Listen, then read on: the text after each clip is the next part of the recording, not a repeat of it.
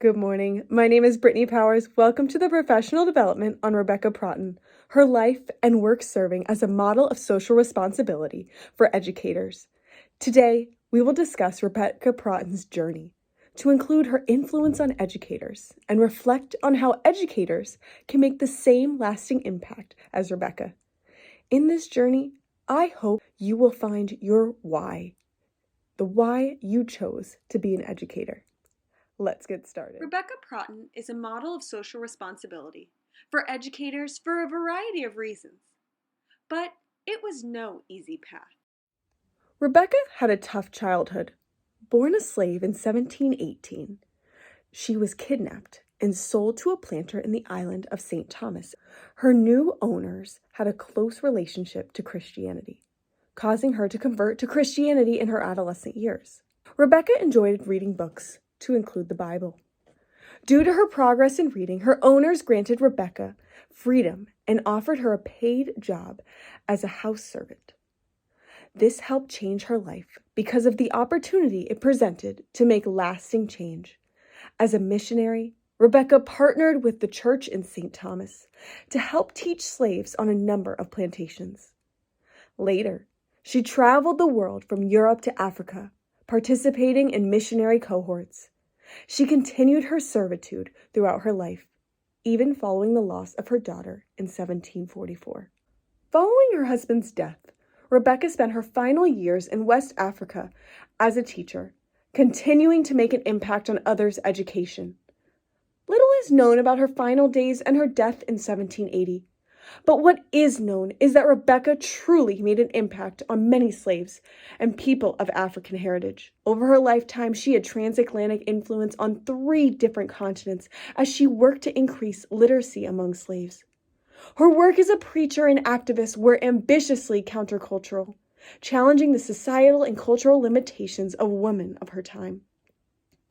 Though there is no grave site to mark her memory, Rebecca's legacy is the attention and impact that she had on others through education and evangelism. Rebecca is a model for social responsibility due to her devotion and drive. While she had a tough life growing up, her experiences helped her help others in similar situations. A person of servitude, she worked to better herself and those around her. And her devotion and commitment allowed her to make a difference around the world. Her drive kept her going even in the toughest of times.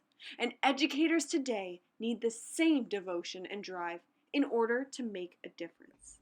When I reflect on why I chose to be an educator, it is because I see myself in others, as Rebecca Protten did. I struggled immensely in my educational journey growing up, both academically and behaviorally. The feedback I received from educators was negative and only focused on what I did wrong, never on the things I did well. I was suspended from school, failed classes, and academically, nothing seemed to click. Finally, after taking Algebra 2 twice, I not only understood it, I had a strong desire to help others like me. I knew the frustration and defeat they felt, and the moment I was successful, it sparked in me a sense of that I wanted to be a teacher and help others.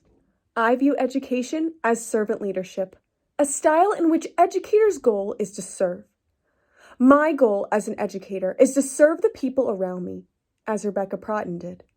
Educators should help all students, no matter the color, age, race, or ethnicity, because all students are capable of accomplishing amazing things. As an educator, I devote my time to helping students, particularly in those who find themselves in trouble, and work to create positive reinforcement. Some of the ways I reinforce and encourage behaviors is by making positive phone calls home and incentivizing success.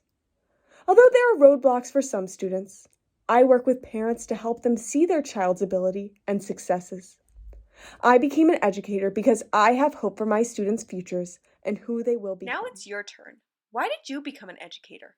Was it because of your own struggles or difficulties? I challenge you to consider what drives you every day and what makes you continue your teaching journey, even in the difficult times. What will drive you when students are struggling? Think about the story of Rebecca Protten, the characteristics she demonstrated to make a lasting impact. Are yours similar? or different?